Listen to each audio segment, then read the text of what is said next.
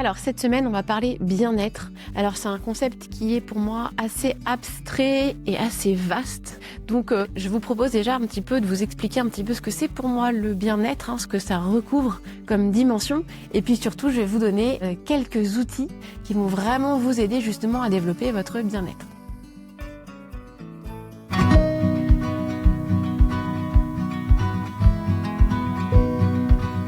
Moi, c'est Julie Souchard, je suis coach professionnel accrédité ICF et praticienne Soul Coaching certifiée.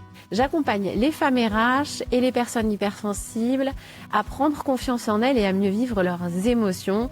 Et d'ailleurs, j'ai créé un programme holistique de 4 mois qui s'appelle Osez vous révéler. Si vous voulez en savoir plus, le lien est en description de cet épisode. Et puis, vu que je suis super sympa, je vous offre aussi en ce moment un défi gratuit 28 jours pour vous affirmer. Et le lien est aussi en description de cet épisode. Alors, la première question, c'est qu'est-ce que le bien-être ? Alors, moi, je vais commencer par vous donner une définition très simple, mais très concrète. Finalement, le bien-être, c'est se sentir bien. Alors, qu'est-ce que ça veut dire, se sentir bien, finalement ? Ça recouvre beaucoup de dimensions. Ça recouvre le bien-être mental, le bien-être émotionnel, le bien-être physique, et on peut même aller jusqu'au bien-être spirituel. Alors quand moi je parle de spiritualité, c'est vraiment la relation à soi. C'est ma propre définition, après à chacun d'avoir sa propre définition de la spiritualité. Donc voilà, donc comme vous pouvez le constater, le bien-être c'est quelque chose qu'on appelle d'holistique, c'est holistique. Holistique, ça veut dire que ça prend en compte toutes les dimensions de l'humain. Et d'ailleurs, c'est comme ça, moi, que j'ai créé mon programme. J'ai créé un programme holistique qui va prendre en compte toutes les dimensions de l'humain. Donc, chaque mois est consacré à une des dimensions. Donc, on commence par le mental, ensuite les émotions, l'esprit et le corps. Je referme la parenthèse. Alors, ce qu'il faut bien comprendre aussi, c'est que toutes ces dimensions sont liées les unes aux autres. Et oui, je vais vous donner un exemple concret. Par exemple, notre mental va générer des pensées et ce sont ces pensées qui vont générer nos émotions. Nos émotions, on les ressent où ? Dans notre corps. Et ça va aussi d'ailleurs impacter notre énergie. Ça veut dire que quand on ressent une émotion forte, négative, comme de la colère, de la tristesse, de la peur, eh bien on va se sentir assez fatigué ensuite. Je ne sais pas si vous avez déjà ressenti ça. Bien, parce que ça vient impacter aussi notre niveau énergétique. Donc comme vous pouvez le voir, tout est lié, tout est connecté finalement. Donc on ne peut pas prendre non plus une dimension sans finalement impacter une autre dimension. Donc dans cet épisode, moi je vais vous partager pas mal d'outils qui vont vous aider sur toutes ces dimensions. Mais je pense qu'il y a un truc qui est vraiment important de rappeler, de dire, et j'insiste, et je le rappellerai quand on abordera justement l'état émotionnel, c'est qu'il faut aussi accepter de ne pas aller bien. On ne peut pas être toujours au top. C'est pas possible de toujours se sentir bien. Et souvent d'ailleurs la plus grande souffrance, c'est la résistance à ça. C'est le fait de ne pas accepter justement de ne pas se sentir bien. On a le droit d'être fatigué, de ressentir des émotions négatives, on a le droit et c'est important d'ailleurs. Mais j'y reviendrai juste après. Allez, c'est parti, je vous parle de tous ces outils. Alors, on va commencer par le mental. D'ailleurs, c'est mon programme qui commence par cette dimension-là du mental. Alors, je vais vous expliquer pourquoi. Parce qu'en fait, notre mental, c'est lui qui va générer toutes nos pensées. Et d'ailleurs, quand on est sensible, voire hypersensible, on a un mental très puissant qui va générer beaucoup de pensées. Et puis on est des êtres humains et ces pensées sont majoritairement négatives. Donc ces pensées, ce flot de pensées va impacter clairement, directement nos émotions. Parce que oui, nos émotions, elles n'arrivent pas comme ça par magie. Ce sont nos pensées qui génèrent nos émotions. Ça, c'est important de le rappeler. Donc par exemple, si 2 personnes vivent exactement la même situation, elles vont certainement ne pas ressentir les mêmes émotions. Et oui, parce qu'elles ne vont pas avoir les mêmes pensées. Pourquoi ? Parce qu'on a une histoire différente, des blessures différentes, un niveau d'estime de soi différent. Ça va clairement impacter vos pensées et du coup vos émotions. Donc avant de vouloir, entre guillemets, travailler sur ses émotions, même si j'aime pas trop ce terme, il faut d'abord agir sur son mental. Donc quelque chose qui va vraiment vous aider à vous sentir mieux, c'est tout simplement, entre guillemets, d'apaiser votre mental.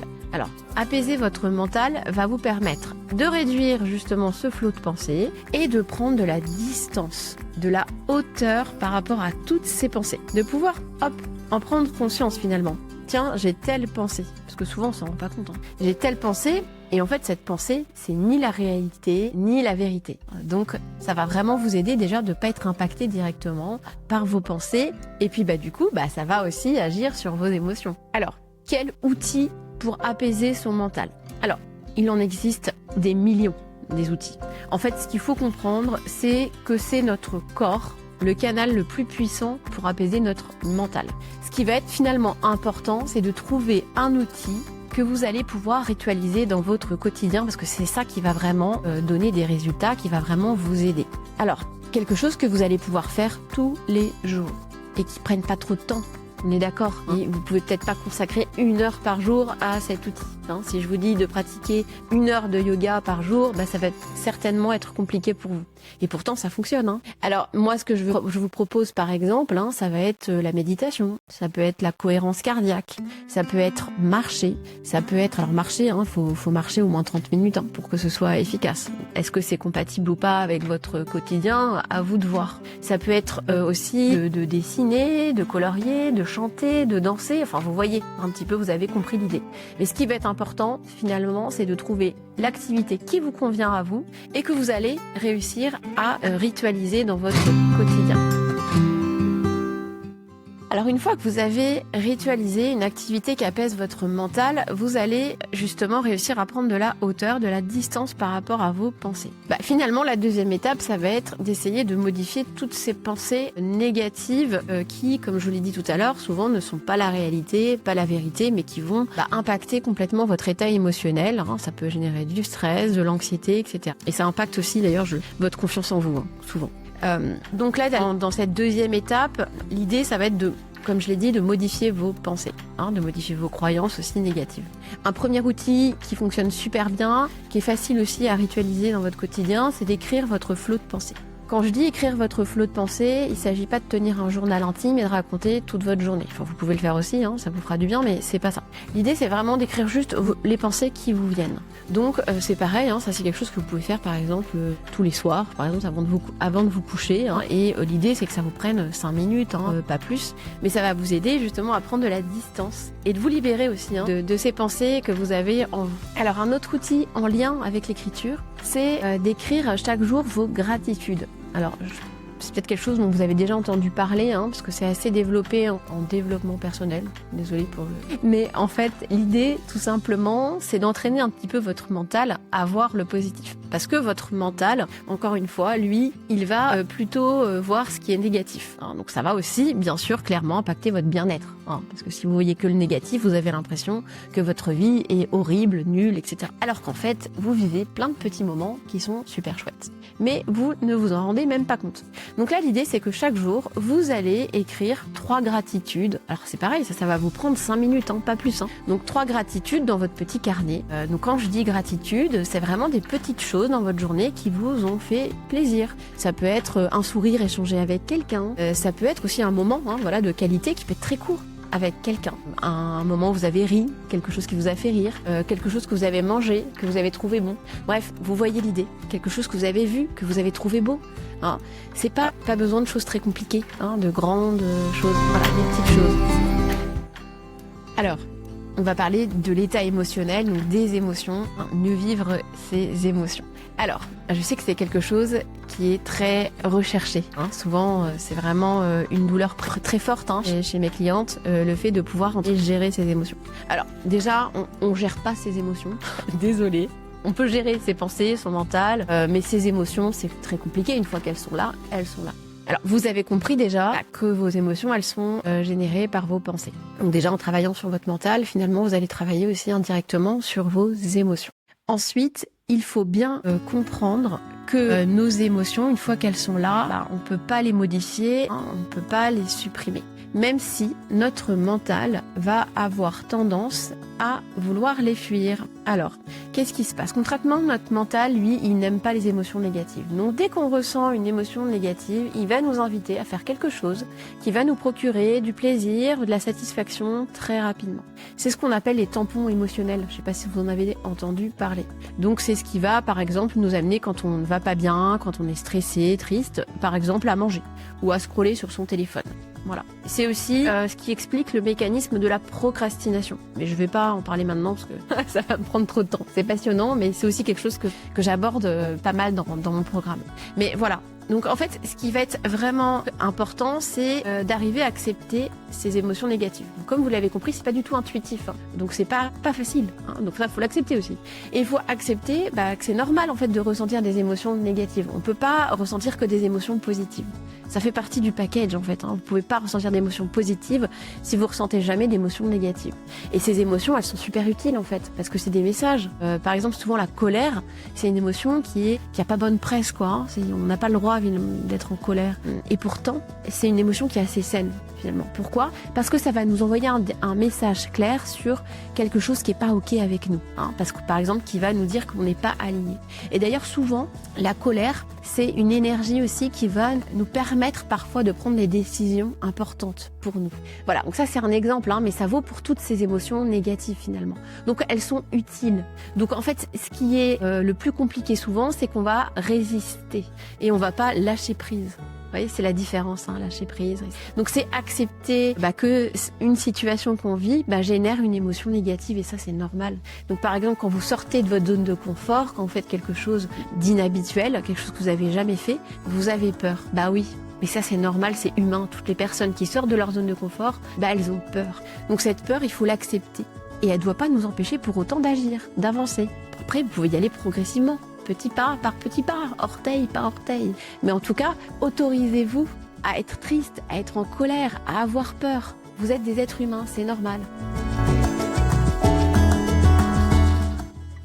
Alors, autre chose, et ça c'est peut-être quelque chose d'évident, quoique, pour se sentir bien, il faut aussi se sentir bien dans son corps. Donc c'est arriver à se reconnecter à son corps et à prendre soin de son corps. Alors quand je dis reconnecter, c'est que très souvent en fait on a tendance à se déconnecter de son corps. Surtout quand on est sensible, voire hypersensible, parce que nos émotions en fait on les ressent dans notre corps. Donc c'est une façon de se couper de ces émotions finalement. Quand c'est trop dur, hein, quand elles sont très fortes, très denses, intuitivement on va se couper de notre corps. Donc, et comme je vous l'ai dit, pourtant on a besoin de lui, hein, justement pour apaiser notre mental, hein, et puis pour accepter aussi nos émotions. Notre corps, il est indispensable. Vous pouvez pas travailler sur vous, hein, même en termes de développement personnel, sans prendre en compte votre corps, hein. C'est pour ça d'ailleurs que c'est une dimension que j'aborde complètement dans mon programme. Alors, se reconnecter à son corps, qu'est-ce que ça veut dire ? Ça veut dire qu'il faut essayer de trouver des moments, quand vous méditez, hein, par exemple, c'est vraiment des moments où vous allez vous reconnecter à votre corps, à prendre conscience de votre corps. Et puis, à prendre soin de lui, à écouter les messages de votre corps, parce que votre corps, il vous envoie plein de messages.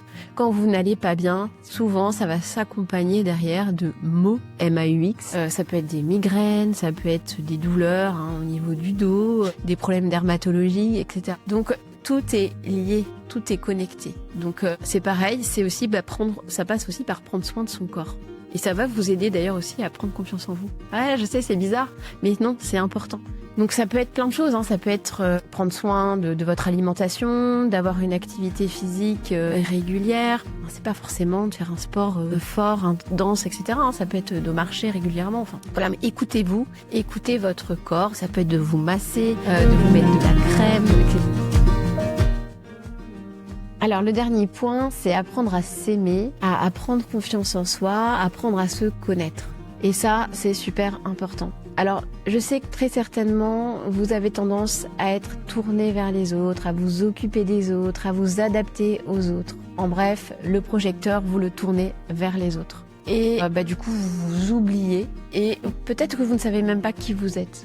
Est-ce que vous vous posez des questions comme qu'est-ce qui est important pour moi ? Qu'est-ce que j'aime ? Qu'est-ce qui me fait vibrer ? Voilà, ces questions vous les posez peut-être même pas. Donc vous savez peut-être même pas qui vous êtes vraiment.